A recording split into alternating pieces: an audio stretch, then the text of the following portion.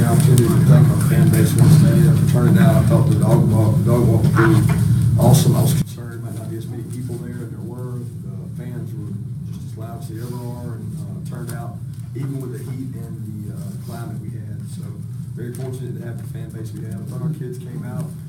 We were sloppy at times organizationally as far as substitution on defense, and we got some silly, stupid penalties early on offense. But they came out fast. They came out physical. They answered the challenge, which was to own the standard. And we would challenge them and say, hey, we're creating a standard here that you play this level regardless of who you play. Now you got to go own the standard. And I really thought the players tried to do that. Sometimes holdings and that kind of thing is an aggressive penalty. But that's frustrating. And then organization, we got to do a better job defensively of having the right people on the field. Kirby, I know a football game can be put in perspective with what's going on in the Carolinas right now. Yeah. When this game was changed, did it mess up anything routine-wise for you, or were you worried there might be distractions that could come along with that? Well, you always concern yourself with distractions, but I certainly didn't think that at the point they made the decision, it didn't affect us. I mean, our kids are prepared to do anything. We would have gone to a movie. We didn't go to a movie. We would have had a walkthrough on Saturday. We didn't have a walkthrough on Saturday. We had it on Friday. So it moved some things up for us. But our kids understand it. And I'll be honest with you, our kids kind of embrace playing in the heat. They think it's an advantage for them. They like doing it. Kirby Elijah's Holyfield's obviously a guy who's had to wait his turn here for a couple of years. Can you just talk about his development and take advantage of it? What you see is what you get. I mean, what you guys see, he's like that every day in practice. I mean, for 2 years, you know, like I told y'all before, Sonny and Nick got all the accolades and got all the credit, and deservedly so. But those kids last spring, talking about Holyfield and Harry, they showed me right away what they had because they got a lot of carries last spring. They handled it well, and they were really physical. And I thought we got 2 good backs that nobody's going to know about. And I thought Elijah showed some explosiveness today. He's really hard to tackle. He's physical. Had a good blitz pickup. And he continues to work on his hands. That's something that kid stays out there every day after practice working on. And he'll be the first to tell you that he wants to overcome that as one of his weaknesses. But tell you what he's got. He's got a heart of gold, and he really works. He leads by example, and the other players respect Holyfield because of the way he works. Coach Jake Conley held the ball uncharacteristically a couple times, took some shots. What was going on there in those plays? You say he held the ball and took some shots? Yeah, uncharacteristically. Yeah, in the end zone, and then he got sacked out. Yeah, one time we got beat in protection, so that was on the protection. We're in a base protection, 7-man protection. He should be protected. He should be able to hold the ball. The other one, they played a coverage that took away what we did on the route structure. He had nowhere to go with the ball. We'd love for him to throw it away a little earlier and not take the sack there, the second one. Kirby, how much were you emphasizing the return game, trying to break one this week, and was it nice to see Nicole finally do that? Absolutely. I mean, I feel like we worked so hard on it. We take so much pride in it. We had not got return on investment, and we got some return on investment today. It didn't surprise me. It's not because we saw some kink in their armor. We worked really hard on that. Nico works really hard. We spent so much time in practice, and the sad thing is the guys that don't get the credit are the guys that don't block it up front. You know, with Nico, some people miss. With Nico, they get touched for the first 10, 15 yards. And a lot of that has to do with Jason Stanley and Tyler Simmons, who I continue to rave about with their selflessness and their ability to block. Those 2 guys do on punt return what very few guys in the country can do, which is win one-on-one battles. Miko said that while the ball was in the air, he could hear you yelling about, did you see it coming? Did you know that was? Yeah, we felt like if the kid gave us a kick that we could return, we were going to have a house call. We had all talked about it. We had all said it was going to happen this game, and it happened. So it comes from a lot of reps went into that. How much DeAndre Baker playing right now? And for you, you coached a lot of great DBs. Where would you put him right now? No, I wouldn't say today. I don't know that he got challenged. I mean, he got a pick. I guess that's what you're talking about, but that was more of a zone coverage that he was able to read the quarterback's eyes and get a big pick, so that was big. But I have to reserve judgment. I didn't see how he played today. I mean, I know last week actually he played really good. He's a good player, but I don't know today because I don't know that they challenged him much out there. Coach, in terms of Justin Fields, what led to getting him earlier action and the hit that he took in the second quarter? I know against LCP a couple weeks ago, you had said that y'all asked him to take some fewer hits. It's the same thing. We ask him that all the time. We ask all our players, I mean, all our quarterbacks to not take hits. We'd prefer them not. I think he was at a point there where he probably didn't have many options. He was trying to get first and trying to create something with momentum there in a 2-minute drive. So the situation just arose like it did. But as far as playing for him, he had a good week of practice. He was really locked in. He was really focused. He prepared really well, and we think he's a good player. So we're trying to find ways to get good players on the field. Coach DeAndre Swift didn't play a whole lot after earlier. Was that injury or just coach's decision? No, I thought DeAndre played the first drive. He had the first 2 or 3 carries. I mean, we rotated pretty much after that, and then once we felt like the game was in hand, we were going to play some of those other guys who hadn't had as many carries. Coach, in the second quarter, it appeared Braden Cox and DeAndre Walker, they got like a little spat. Do you know what that was about? Love. Oh, okay. They love each other.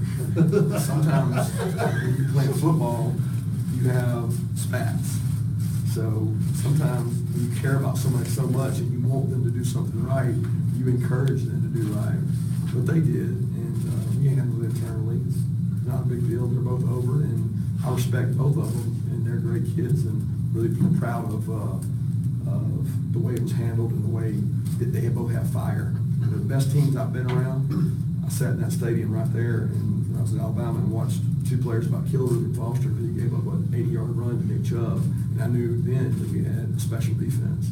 Well, today showed me some fire and grit that regardless of the score, the standards here, if you don't play the standard, then you're going to be called out. Kirby, the guys have talked about wanting to rush the passer better. There were no sacks today, but what did you think of the pressure and what can be improved? I didn't think we ever got a chance to rush the passer. Yeah. Put a stopwatch on all that guy had the ball. So I'm looking more at total yards per completion and how many points they have on the scoreboard.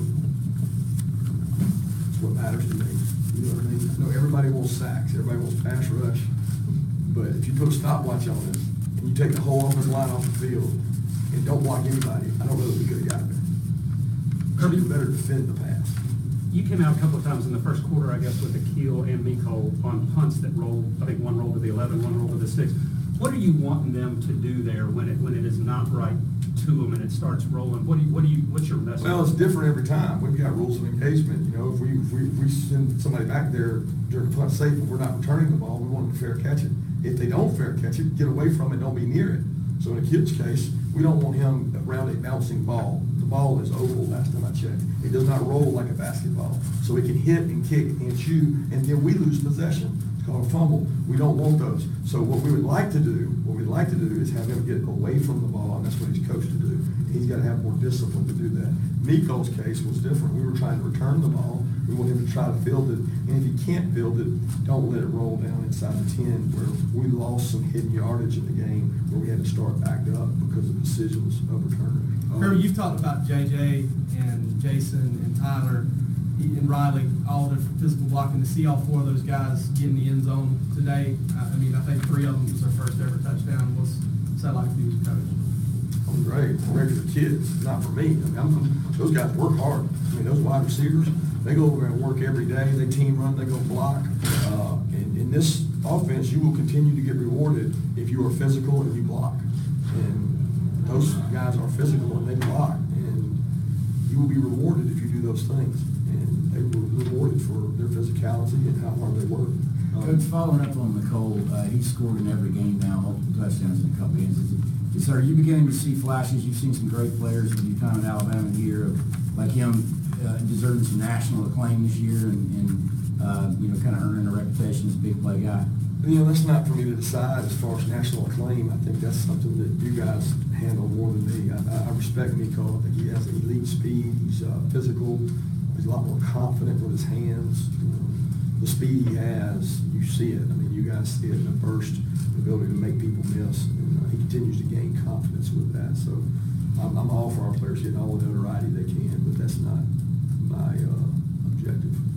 Yes, Coach, it's obviously very important views with the offensive line and how it establishes itself. And how do you think it went about its business today?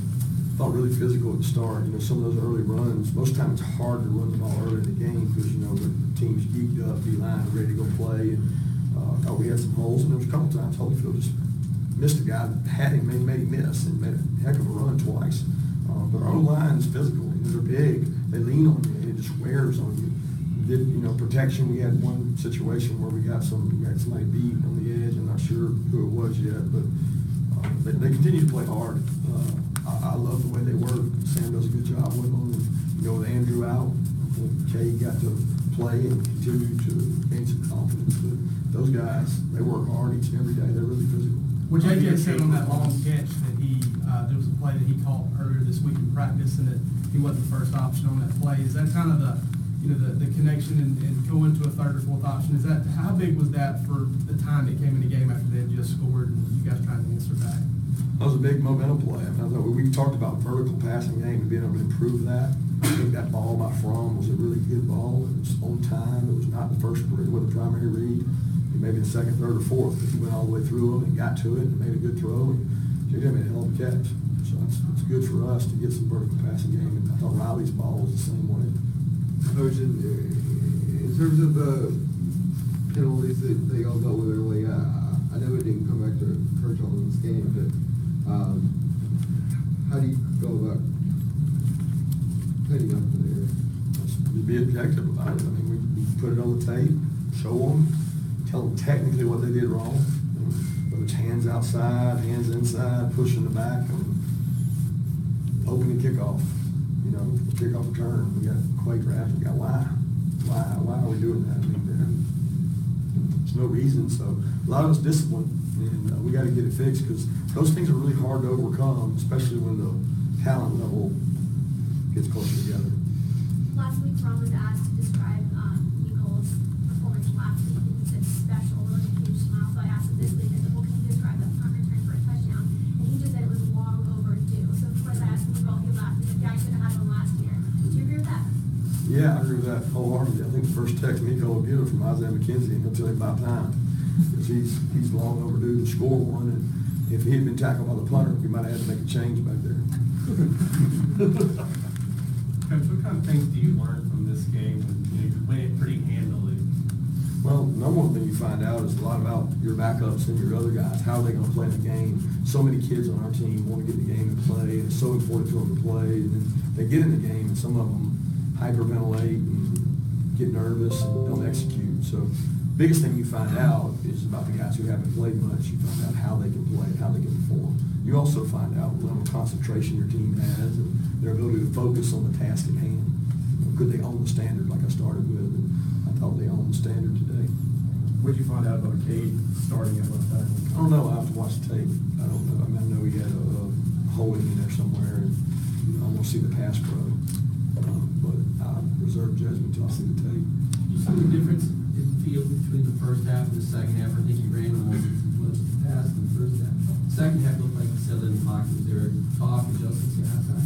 I think he just got more and more comfortable. I think early on, he's a freshman. He's hyper. He's excited. He sees things well. He can come over and tell you what he saw, and that's important to me to make sure that his eyes are downfield, he's seeing the right things. And if things break down, and if there's pressure, he can use his speed to create. He does a good job doing that. But you're right, in the second half, he did sit in there much more comfortable and relaxed and did some good things. Did Terry Godwin get dinged up again today? I don't know that he did. I mean, he took a shot, he said, on the shin, but he probably could have gone back if he needed to, and he seems fine. Good, thanks. Two more questions?